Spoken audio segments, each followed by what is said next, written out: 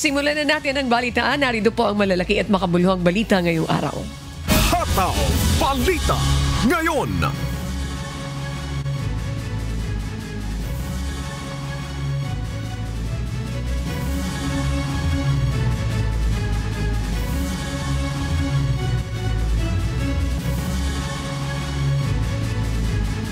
Nananawagan si House Deputy Majority Leader Paulo Ortega kay Vice President Sara Duterte sa kanyang kampo na huwag abusuhin ang legal na proseso kaugnay ng impeachment.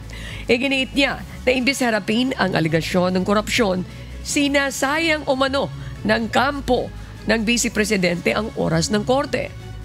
Hinimok naman ni House Assistant Majority Leader Representative Jefferson Conghon ang Senado na simulan na ang paglilitis, habang sinabi ni House Assistant Majority Leader Representative Jill Bungalon na mandato ng Senado na aksyonan ang reklamo kahit walang clamor mula sa publiko. For me, clamor is not the basis for us to act on something that the Constitution mandates. So whether may clamor yan or wala, sinasabi ho ng Constitution na meron ho tayong obligasyon, trabaho na mag-convene as a sitting, as the Senate, as the sitting impeachment trial court. So, yun po yung ating pagbabasihan lang dito, kung ano yung nakasaad sa ating Constitution. Hataw Balita Ngayon. Ipinahayag ni Senate President Francis Escudero na dapat sundin ng Senado ang utos ng Korte Suprema kung atasan nito ang mataas na kapulungan na simulan na ang impeachment trial ni Vice President Sara Duterte. Gayunman, nilinaw niya ang pagbobotohan pa rin ito ng Senado at kailangang may mabigat na dahilan kung sakaling hindi ito sundin. Ipinunto rin niya na may mga pagkakataon sa kasaysayan kung saan sinunod o hindi sinunod ng Kongreso ang utos ng Korte Suprema.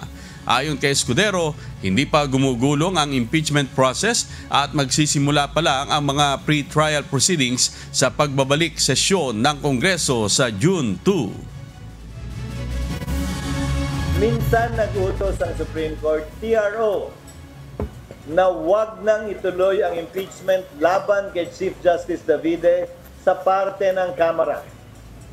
Hindi yun sinunod ng Kamara. Nagbotohan pa rin pero hindi nakakuha ng 1/3. Number 2, nagdesisyon ng Korte Suprema sa kaso ni Chief Justice Corona naman na hindi pinapayagang buksan yung foreign currency deposit account. Nagbotohan ng Senado na sundin yung kautusan ng Korte Suprema. Hataw Balita Ngayon.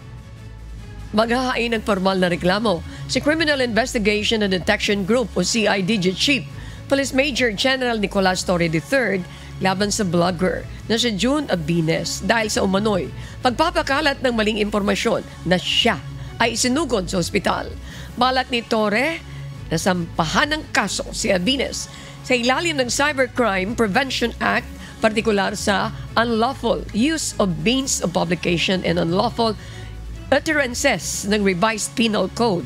Ayon kay Torre, nagdulot ng pag-aalala ang peking posts sa kanyang pamilya at mga kaibigan. Samantala ni raid ng mga operatiba ng CIDG at PNP-ACG ang bahay ni Abines sa Cebu City at kinumpiska ang kanyang electronics devices bilang ebidensya. Hataw Balita Ngayon. Hinihintay ng Commission on Elections o COMELEC ang desisyon ng Bangsamoro Government kung saan ilalagay ang 7 parliamentary district seat mula sa Sulu na hindi na bahagi ng Bangsamoro Autonomous Region in Muslim Mindanao o BARMA. Ayon kay COMELEC Chairman George Erwin Garcia, mahalaga itong matukoy bago magbukas muli ng Certificate of Candidacy o COC filing at bago simula ng ballot printing sa Hulyo o Agosto. Nilinaw rin niya na kahit hindi ma-distribute ang mga upuan, tuloy pa rin ang Bangsamoro parliamentary elections alinsunod sa batas. Kinakailangan maliwanag sa komisyon kung tayo ba ay magpapa-open ng filing ng candidacy o tayo ba ay magpapanatili na kung sino nag-file ng November 4 to 9 ay sila na lamang yung nasa listahan kasi nga i-imprenta kasi yung pangalan sa balota. Hataw Balita Ngayon. Magsasagawa ang Philippine Coast Guard ng Maritime Domain Awareness Flights mula Pangasinan hanggang Zambales upang patibayin ang karapatan ng bansa sa West Philippine Sea. Kasabay nito patuloy na minamonitor ng PCG ang presensya ng China Coast Guard sa mga katubigan ng Bolinao at Zambales. Iginiit ng PCG na magpapadala rin sila ng mga barko upang harapin at labanan ang presensya ng mga barko ng China sa pinag-aagawang teritoryo. Hataw Balita ngayon. Nananawagan ng Philippine Coast Guard sa mga botante na huwag iboto ang mga kandidatong sumusuporta sa China at sa halip ay piliin ang mga tumitindig para sa West Philippine Sea. Ayon kay PCG Commodore J. Tariela, mahalagang tiyakin na ang mga mahalal sa Senado, Kongreso at lokal na pamahalaan ay sumusuporta sa paninindigan ni Pangulong Ferdinand Marcos Jr. sa WPS. Binigyan din niya ng issue ng WPS ay hindi usaping politikal kundi pambansang interes na dapat ipaglaban ng lahat ng Pilipino. Hataw Balita ngayon. Dumating sa Pilipinas ang French Navy's Carrier Strike Group o CSG na pinangunahan ng aircraft carrier na Charles de Gaulle. Ayon sa Embahada ng France sa Pilipinas at Micronesia, bahagi ito ng pagpapalakas ng maritime at defense cooperation. Ang CSG ay binubuo ng Charles de Gaulle, dalawang multi-mission destroyers, isang air defense destroyer at auxiliary oil replenishment ship. Ang Charles de Gaulle isang air defense destroyer at ang nasabing auxiliary oil replenishment ship ay nakadaong sa Subic, habang nasa Maynila naman ang dalawang multi-mission destroyer. Alinsunod ito sa kasunduang nilagdaan noong December 2023 para sa pagpapalakas ng kooperasyong militar at mga pinagsamang operasyon. Hataw Balita ngayon. Bumisita si Japanese Defense Minister Jen Nakatani sa Basa Air Base sa Pampanga at Wallace Air Station sa La Union noong linggo. Bago ang nakatakdang pulong kay Defense Secretary Gilberto Teodoro Jr., ang mga base ay may nakatalagang radar systems na binili mula sa Japan noong 2024 upang mapahusay ang seguridad sa Exclusive Economic Zone o EEZ ng Pilipinas. Inaasahang tatalakayin sa pulong ngayong araw ang pagpapalakas ng ugnayang pangdepensa ng dalawang bansa, kabilang ang Reciprocal Access Agreement na kasalukuyang hinihintay ang ratifikasyon sa Japan. Hataw Balita ngayon. Muling iginiit ni Pangulong Ferdinand Marcos Jr. ang kahalagahan ng pagkikipagtulungan ng Pilipinas at Estados Unidos at iba pang kaalyadong bansa upang mapanatili ang kapayapaan at kaunlaran sa Indo-Pacific. Ang pagunita ng ika-80 anibersaryo ng Liberation of Manila, binigyan din niya ang paninindigan ng bansa para sa kapayapaan sa pamamagitan ng diplomasya at kooperasyon. Pinuri rin ni United States Secretary Charles Deschutes ang pagkakaisa ng malalayang bansa sa pagtatanggol sa demokrasya at kalayaan. The Philippines, deeply familiar with the atrocities brought about by war between and amongst nations, has always chosen the path of peace. And I can assure all of you that we will continue to do so. Hataw Balita ngayon. Inihayag ni Senator Sherwin Gatchalian na nananatili pa rin sa bansa ang mga lider ng Philippine Offshore Gaming Operators o POGOs na sangkot sa mga ilegal na aktibidad tulad ng kidnapping, 7 buwan matapos ipagbawal ang operasyon ng mga ito. Sinabi niyang may ilang POGO bosses na nagtatago at ayaw bumalik sa China dahil sa maigpit na regulasyon. Iniulat naman ng Presidential Anti-Organized Crime Commission o PAOK na may natitirang 10,650 POGO-related foreign nationals sa bansa kahit na may 2,000 nang na-deport habang nagpapatuloy ang rescue operations at raid laban sa mga sindikato. Hataw Balita ngayon. Nagpatupad ang Department of Trade and Industry ng 60-day price freeze sa Puerto Princesa City, Nara Brooks Point at Aborlan matapos ang idineklarang calamity areas dahil sa epekto ng shear line. Ayon kay Trade Secretary Cristina Roque, mahigpit nilang babantayan ang presyo ng mga pangunahing bilihin upang maiwasan ang pananamantala. Nagbabala rin ng DTI na ang sino mang lalabag ay maaaring pagmultahin ng hanggang 1 million at makulong ng 1 hanggang 10 taon. Hataw Balita ngayon. Asahan ang muling pagtaas ng presyo ng mga produktong petrolyo simula bukas February 25.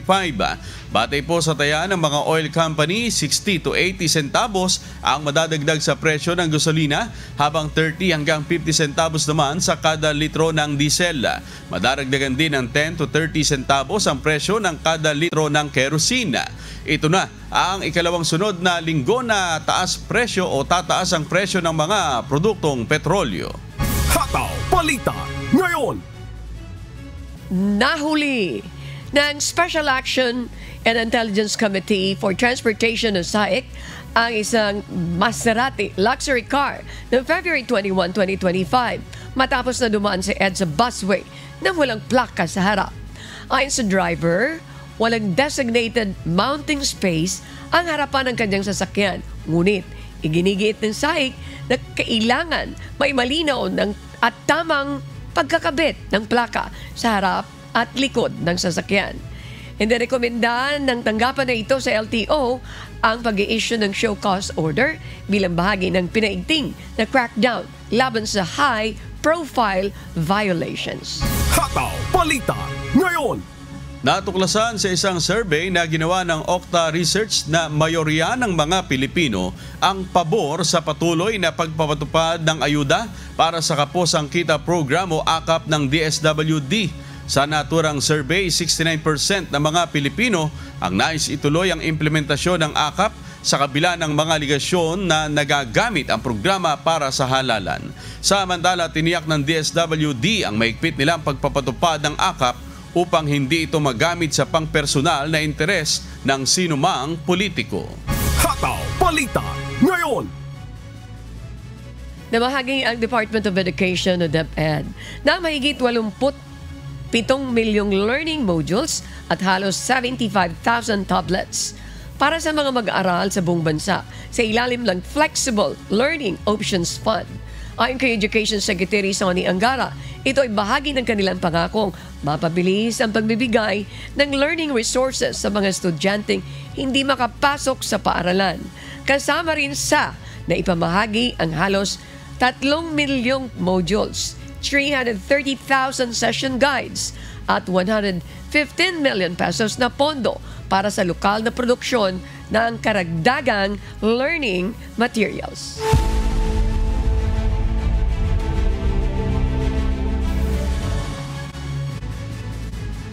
Inihayag ng isang international relations professor na seryosong banta ang isinasagawang military exercise ng China sa Tasman Sea.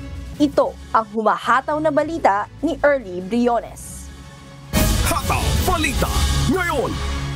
Nagbabala si Anne-Marie Brady, isang international relations professor mula sa Canterbury University, tungkol sa aktibidad ng militar ng China sa Tasman Sea na nagpapahiwatig ng hangarin nitong magtatag ng permanenteng presensya sa Pasipiko. Inilarawan niya na ito ay isang seryosong banta. Kaya hinihimok niya ang New Zealand na dagdagan ng defense spending at tumugon sa pamamagitan ng paglalagay ng presensya militar sa nasabing lugar. Nagpadala ang China ng 3 barkong pandigma malapit sa Australia at nagsagawa ng live fire exercises na nagdulot ng pagkaantala ng mga flight. Naniniwala si Brady na ang mga aksyong ito ay sadyang pananakot na nakatuon sa New Zealand, Australia at iba pang mga bansa sa Pasipiko na may military forces tulad ng Fiji at Tonga. Ayon din sa kanya, ang mga hakbang ng China ay nagpapakita ng pagbabago sa seguridad ng rehiyon at isang pagtatangkang baguhin ang strategic order. Pinunan ni Brady ang pagbawas ng budget para sa defense ng New Zealand at nanawagan siya sa agarang pamumuhunan sa makabagong teknolohiya at mas malawak na pakikipagtulungan sa mga bansang Pasipiko. In-acknowledge naman ni Prime Minister Christopher Luxon ang pangangailangan ng mataas na defense spending at inanunsyo na ilalatag ang long-term strategy sa lalong madaling panahon. Early Briones, humahataw sa balita ngayon. Hataw Balita ngayon. Pinatalsik ni United States President Donald Trump bilang chairman ng Joint Chiefs of Staff si Air Force General C.Q. Brown Jr. Mula sa Grand Prairie, Alberta, Canada, May humahataw na balita si Jeffrey Reyes live. Hataw Balita ngayon. Jeffrey, ano ang itinuturong posibleng dahilan sa pagsibak sa pwesto kay General Brown? Yes, magandang araw, Leia. Isinantabi ni United States President Donald Trump ang makasaysayang nagawa bilang fighter, pilot at respetadong opisyales na si Air Force General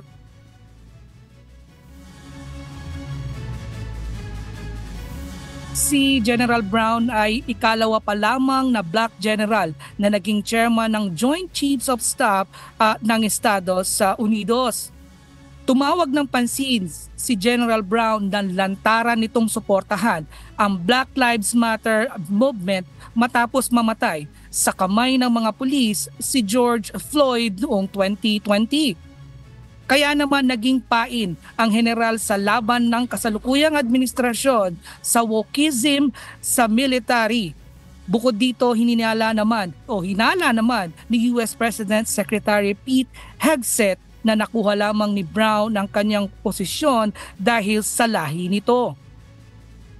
Kalinsabay nito, Leia, nominado naman ni President Trump bilang kapalit si retired Air Force Lieutenant General Dan Raisin-Kane na nagsilbi bilang isang F-16 pilot at National Guard at sa kasalukuyan ay Associate Director para sa Military Affairs at CIA. Balik sa iyo, Len. Jeffrey, may iba pa bang military officer na tinanggal sa pwesto? Bukod nga kay General C.Q. Brown, may dalawang senior officers pa ang sinibak sa pwesto ni President Trump. Ito ay si Chief of Naval Operations Admiral Lisa Franchetti na namuno sa US 6th Fleet and US Naval Forces sa Korea at si Vice Chief of Staff of Air Force General James Light na dating pinuno ng Air Force Special Operations Command. Laya. Alright, salamat Jeffrey Reyes mula sa Grand Prairie, Alberta, Canada. Hataw Balita ngayon. Pinalaya ng Hamas ang 6 na hostage mula sa Israel. Inakusahan naman ito na lumabag ang Israel sa Gaza ceasefire deal dahil sa di nito pagpapalaya sa 620 na Palestinian prisoner. Ito ang humahataw na balita ni Klein Sinka. Hataw Balita ngayon. Idinelay ni Israeli Prime Minister Benjamin Netanyahu ang pagpapalaya sa 620 preso hanggat hindi nasisiguro ang kaligtasan ng mga susunod na papalayaing hostage ng Hamas. Dagdag dito, paulit-ulit ang naging paglabag ng Hamas dahil sa mga ritual na nanghahamak sa mga bihag at patuloy na paggamit sa mga ito para isulong ang kanilang political propaganda. Dahil sa pagdelay ng Israel, naniniwala ang mga pamilya ng Palestinian prisoner na baka hindi na palayain ang mga mahal nila sa buhay. Inakusahan naman ng Hamas ng pagsabotahe sa ceasefire agreement ang ginawa ng Israel. Hindi rin umano sila nakipag-ugnayan para sa mga negosasyon sa pagtatapos ng Phase 2 ng deal sa March 1. Iginit ng grupo na nananatili silang committed sa napag-usapan at tumutupad sa mga obligasyon sa ilalim nito. Naniniwala naman si Zahir Jabarin, puno ng Hamas sa West Bank, na nais pa rin ni Netanyahu na ituloy ang gyera. Ipinahayag naman ni Hamas Politburo member Bassem Naim na handa umanong iwan ng grupo ang Gaza para magbigay daan sa Palestinian Unity Government kung saan mga Palestino ang magdedesisyon. Samantala, inatake naman ng Israel ang border ng Lebanon at Syria upang pigilan ng Hezbollah sa pagsumagel ng mga armas patungo sa Lebanon. Klein Sinka, humahataw sa balita ngayon. Hataw Balita ngayon. Tinalakay ni na United States Secretary of State Marco Rubio at ng Polish Foreign Minister ang paglakas ng depensa ng North Atlantic Treaty Organization o NATO at ang sitwasyon sa Ukraine. Mula sa Edmonton, Alberta, Canada, may humahataw na balita si Jeffrey Cos, live. Hataw Balita ngayon. Hello Jeffrey, ano ang naging focus ng pagpupulong nila Rubio at ng Polish Foreign Minister? Leia, sa pagpupulong sa Washington, binigyang diin ni na United States Secretary of State Marco Rubio at Polish Foreign Minister Radoslaw at Sikorski ang importansya ng depensa at kaligtasan ng North Atlantic Treaty Organization o NATO. Tinalakay nila ang mga kailangang dagdag ng mga kaalyado ng nasabing organisasyon o investment para sa depensa, maging ang nagpapatuloy na digmaan sa pagitan ng Russia at Ukraine, pati na ang market access. Sinabi ni Radoslaw Sikorski na nasa US side ang tanong kung ano ang negotiating tactics na ginagamit ukol sa Ukraine. Pero ipinahiwatig niya na naniniwala ito na gusto ng US ang lasting peace. Itinutulak ni President Donald Trump na magkaroon ng kasunduan para tapusin ang digmaan sa Ukraine at nakipag-usap na at hiniling na ni Trump na dagdagan ang mga bansang kabilang sa NATO ang kanilang gastos para sa depensa. Sa kasalukuyan, ang Poland ang pinakamalaking gumagastos para sa depensa bilang proporsyon ng kanilang gross domestic product na tinatayang nasa 4.1% noong 2024. Balik sa iyo, Andrea. Jeffrey, may kinakailangan bang baguhin na strategiya ang NATO kung ikukumpara sa nais ni President Trump patungkol sa Ukraine at ang depensa ng mga kaalyado? Yes, Leia, ayon kay Rubio, tinalakay nila ang pagtaas ng defense investment ng NATO allies at tinalakay rin nila ang tungkol sa fair and reciprocal market access, Leia. Alright, salamat Jeffrey Cos mula sa Edmonton, Alberta, Canada. Hataw Balita ngayon! Naaapektuhan na ng spring predictability barrier ang forecasts ng La Nina at El Nino sa Estados Unidos ngayong taon. Ito ang humahataw na balita ni Erica Luzong. Hataw Balita ngayon! Tinatawag ng mga siyentipiko ang Spring Predictability Barrier na paraan upang ilarawan ang challenges sa pag-forecast ng pagtaas o pagbaba ng El Nino Southern Oscillation o ENSO. Maituturo ang mga pagbabagong ito sa ENSO sa mga shift ng temperature anomalies ng tubig sa Central at Eastern Pacific mula sa cold events na La Niñas hanggang sa warm cycles na El Niños. Maraming nag-aambag sa mga pagbabago sa ENSO kagaya ng fluctuations sa trade winds, mga temperatura ng tubig, atmospheric pressures, ocean upwelling at iba't ibang hindi nauugnay na mga phenomena at lahat ng ito ay nagre-resulta ng epekto sa global weather. Ang ilang mga modelo ng predictability barrier ay unang nagsasabing magtatagal na lamang ito ng linggo hanggang ilang buwan, subalit ngayon ay maaari umano itong magpatuloy hanggang spring bago humupa. Erica Luzong, UNTV News and Rescue. Diyos ang aming sandigan, serbisyo publiko ang aming pinahahalagahan. Hataw Balita ngayon! Ang pagbabago sa batas ng Foreign Investment Law sa New Zealand ay kasalukuyang pinagpaplanuhan at pinapaigting ng mga mambabatas para sa kapakanan ng bansa at inaasahang mailalatag sa Government House sa Wellington sa buwan ng Mayo. Ito ang humahataw na balita ni Danny Delieva. Hataw Balita ngayon! Isinapubliko ng New Zealand government ang mga posibleng pagbabago patungkol sa foreign investment laws kung saan mas pagagaanin umano ng batas ang qualifications at requirements para sa mga dayuhang nagnanais na mag-invest sa ekonomiya ng New Zealand. Dagdag pa nito, ang mga dayuhang investors umano na magpa-file ng applications ay posibleng maaprubahan sa loob lamang ng 15 days. Sa kasalukuyan, ang foreign investment law ay may 3 test: National Interest Test, Investor Test at Benefit Test kung saan dapat mapatunayan na ang investment ay mayroong pakinabang ang bansa. Ayon sa Associate Finance Minister at ACT Party Leader na si David Seymour, kung ang willing buyer at seller umano ay walang anumang panganib na dala sa public national security ng bansa, ay maaaring magkaroon ng positibong desisyon sa kanilang aplikasyon sa loob lamang ng 15 days. Ayon naman kay Labor Finances spokesperson Barbara Edmonds, ang magiging pagbabago sa Overseas Investment Act ay may malaking kaibahan sa kasalukuyang patakaran ng overseas investment sa bansa. Hindi naman pabor si Edmonds sa pagbabagong ito dahil hindi raw umano ito sang-ayon sa interes ng New Zealanders. Danny De Lieva, humahataw sa balita ngayon.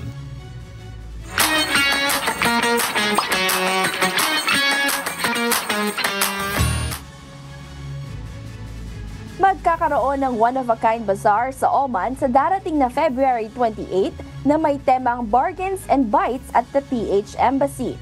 Samantala, isasagawa naman ang post-arrival orientation seminar para sa marriage migrants sa South Korea sa March 15. Ito ang humahataw na balita ni Lynn Perez. Hataw Balita ngayon! What's up, kabayan? Iniimbitahan ng mga kababayan natin sa Oman sa isang one-of-a-kind bazaar na may temang Bargains and Bites at the Philippine Embassy. Gaganapin ito sa February 28, alas 9 ng umaga hanggang alas 2 ng hapon sa Philippine Embassy Garden. Maaring mabili dito ang mga pre-loved luxury items, Filipino delicacies, unique treasures at iba pa. Inanyaya naman ng mga kababayan natin sa Barcelona na dumalo sa isang vital at informative forum. Ito ay may temang Philippine Immigration Laws, Insight and Guidance for Overseas Filipinos. Gaganapin ito sa March 5, alas 7 ng gabi sa Philippine Consulate sa Barcelona. Sa mga nais dumalo mag-register lamang sa tinyurl.com/phimmigration-laws. Samantala, maghahandog naman ang Philippine Embassy sa Korea ng post-arrival orientation seminar para sa marriage migrants sa South Korea. Gaganapin ito sa March 15 alauna hanggang alas 4 ng hapon sa Daeju Marriott Hotel, East Hall F floor. Pag-usapan dito kung paano mamuhay sa South Korea at kung ano ang South Korean family laws. Sa mga interesadong dumalo, mag-register lamang sa bit.ly/PAOS-Korea. Magsasagawa naman ng Consular Outreach Mission sa Montreal, Canada mula March 15 to 16. Ilan sa mga serbisyo yung pagkakaloob ay ang verification of employment contracts, OWA membership, enrollment at inquiries sa MWO at OWA programs at services. Sa mga nangangailangan ng serbisyong ito, mag-register lamang sa pamamagitan ng pag-scan sa QR code na matatagpuan sa official Facebook page ng Philippine Embassy sa Canada sa facebook.com/PHinCanada. Lynn Perez, sumahataw sa balita ngayon.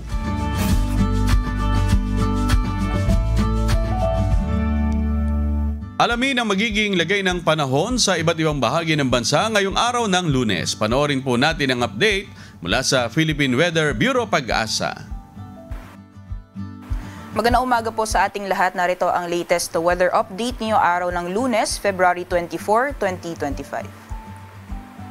Sa kasalukuyan po ay bahagyang humina ang epekto ng shearline at hindi na po ito nakakaapekto sa anumang bahagi ng ating bansa. Ngunit ilang bahagi pa rin po ng ating kapuluan ay makakaranas ng maulan na panahon dulot po ng epekto ng easterlies or mainit na hangin na nanggagaling sa karagatang Pasipiko, pati na rin po nitong northeast monsoon o hanging amihan. Kung makikita po natin dito sa ating latest na satellite animation, may mga kaulapan po tayong namamataan na lumalapit po dito sa ating kalupaan. Yan po ay dulot ng easterlies or mainit na hangin na nanggagaling sa karagatang Pasipiko at dahil po sa easterlies ay maaaring makaranas po ng maulan na panahon ang malaking bahagi ng Kabisayaan, gayon din dito sa eastern sections ng Mindanao pati na rin sa ilang bahagi ng Bicol region. Samantalang for areas naman po ng northern at central Luzon, patuloy na umiiral ang hanging amihan or northeast monsoon at magdudulot naman ito ng mahihinang mga pagulan o mga pag-ambon sa malaking bahagi ng northern Luzon ngayong araw. Sa mga susunod na araw, inaasahan po natin na bahagyang lalakas pa yung epekto nitong northeast monsoon at magdudulot po ng mahihinang mga pagulan sa silangang bahagi ng Luzon area for the next 2 days at pagdating naman po ng Thursday, maaaring bahagyang hihina naman ang epekto ng hanging amihan. Kaya bago po matapos yung linggo, aasahan po natin ang maaliwalas na panahon sa malaking bahagi ng ating bansa. Sa ngayon po, wala naman tayong binabantayan or minomonitor na low pressure area o bagyo sa loob at labas ng ating Philippine Area of Responsibility. Sa kalagayan po ng ating karagatan, inaasahan po natin ang maalon hanggang sa napakaalong karagatan sa mga dagat baybayin po ng Northern Luzon. Dulot po yan ng epekto ng hanging amihan. Particularly dyan po sa mga dagat baybayin ng Batanes, pati na rin po sa northern coast ng Cagayan kasama ang Babuyan Islands as well as sa mga dagat baybayin po ng Ilocos Norte at Ilocos Sur. Maaaring umabot po ng 5.0 meters yung taas ng mga pag-alon kaya delikado pong pumalaot especially yung mga kababayan po natin na may mga maliit na sakyang pandagat. Sunrise po natin ngayong araw ay 6:16 a.m. at sunset naman ay 6:03 p.m. Para sa karagdagang impormasyon, bisitahin lamang po ang aming social media accounts at ang aming website, bagong.pagasa.dost.gov.ph. At napanood po natin ang update mula kay Pag-asa Weather Specialist Rhea Torres. Tandaan, sa bawat araw na ating nasisilayan, tayo magpasalamat sa Diyos na may lalang.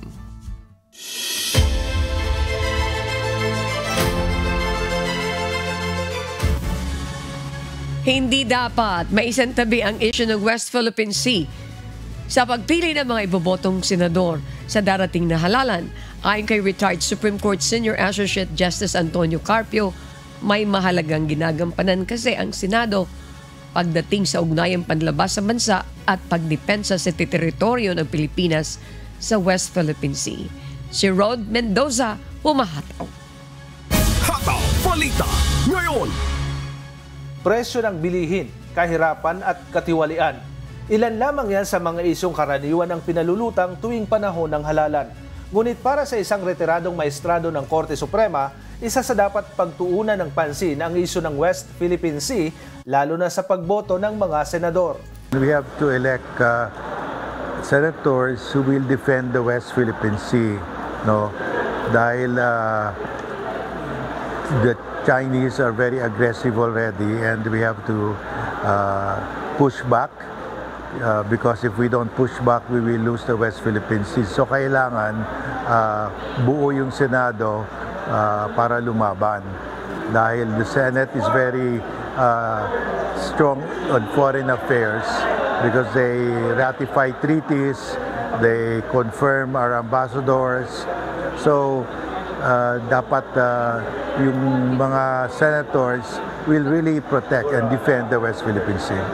Nitong Sabado, nasa Sorsogon City si Justice Carpio para magbigay ng lecture sa posisyon ng bansa sa WPS. Binigyang diin niya na dapat nang magpasya ang gobyerno para sa nagkakaisang batayan ng pag-iit ng soberanya ng bansa sa mga isla ng Kalayaan at Bajo de Masinloc. We have to have a unified, coherent narrative on why we have sovereignty over Scarborough Shoal and the Spratlys.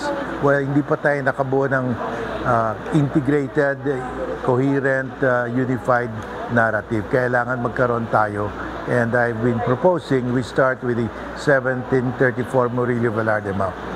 Sa ngayon kasi, may mga pagkakataong ang ekspedisyon ni Admiral Tomas Cloma at Presidential Decree No. 1596 ang pinagbabasehan maging ng ilang opisyal ng bansa. Suwestyon ni Justice Carpio, magsimula sa mga mapang ginamit ng pamahalang Espanyol noong ika-18 siglo na nagpapakita ng teritoryo ng Pilipinas kung saan kasama na ang Spratlys at Scarborough Shoal. Ito kasi ang teritoryong isinalin sa pamamahala ng Estados Unidos at kinalaunan ay naging teritoryo ng kasalukuyang Republika ng Pilipinas. Finally, you have the 1875 Carta General del Archipelago Filipino. Yun yung pinaka-complete, the most complete and detailed map of Philippine territory during the Spanish regime. At saka ito yun ang inadapt ng US. When the US took over from Spain, ito yung mapa ginamit nila dahil ito yung pinaka-complete, the most detailed map. Dapat yun ang pakita natin. Makita mo doon yung Scarborough Shoal with depth soundings, andun din yung entire Spratlys with depth soundings. Ayon pa kay Justice Carpio, mas konkretong basehan ito na bahagi na ng teritoryo ng Pilipinas ang mga isla ng Kalayaan at Bajo de Masinloc. 200 taon na ang nakalipas bago pa man simulang angkinin ng China noong 1947. Rod Mendoza, humahataw sa Balita Ngayon. Hataw Balita Ngayon. Inihayag ni dating Pangulong Rodrigo Duterte na hindi na siya masusupresa kung magdedeklara rin ng martial law si Pangulong Ferdinand Bongbong Marcos Jr. at hindi bababa sa pagtatapos ng kanyang termino. Si Gladys Tuabi, humahataw. Hataw Balita Ngayon. Papunta na rin umano sa diktadura si Pangulong Ferdinand Bongbong Marcos Jr.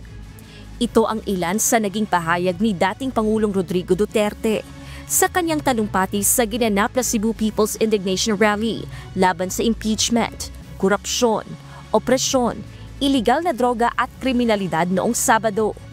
Ayon sa dating Pangulo, hindi na umano siya masusurpresa kung magdideklara rin ng martial law si Pangulong Ferdinand Bongbong Marcos Jr. Alam mo, si Mr. Marcos is veering towards a dictatorship. Mupusta ko sa inyo, dili na manaog pagkahuman sa iyang termino. Parihan na sa iyang tatay, magkagubot na punta. Because ang iyang buhaton, mag-declare na po martial law, pareho sa iyang papa. Pag martial law, why election? Sinabi rin ng dating Pangulo ang pagnanakaw umano ng Marcos family sa ginto ng bansa. Unang gikawat ni Marcos ang atong gold reserves. Sige, mobitaw nang niya ako. Actually, suko ko.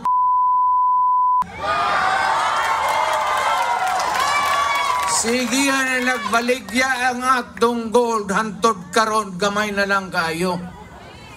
So unsao na lang pagtindog ang atong ekonomiya pag-abot sa panahon, masirip nila nga wala na tay back up sa atong kwarta. Importante na tanang nasod na anak. Mungulit sila gold kita nato, muni among pundo. O muni balor sa among kwarta. Wat na kahibaw ang gold, diin gibaligya og pila. Wa sila musultian na ang administrasyon. Kada dapat public na, kay public issue, public property, public money. And yet, gingnan tamo padung na siya sa pagka-dictator Sa pagpunta ni Duterte sa Cebu, hinikayat nito ang mga Cebuano na iboto ang senatorial candidate sa ilalim ng PDP laban upang maprotektahan ang kanyang anak na si Vice President Sara Duterte na hindi tuluyang ma-impeach. So kinahanglan ni Inday, manaog ni silang tanan para masiguro na dili siya pag-abot sa Senado ma-alkanse.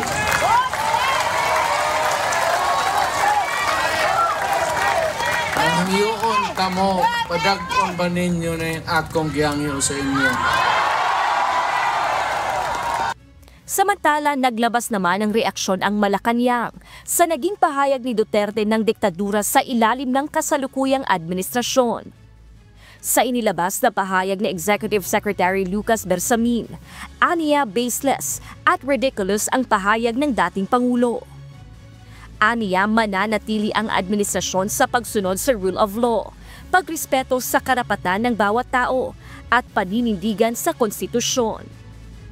Gladys Tuwabi, humahataw sa balita ngayon.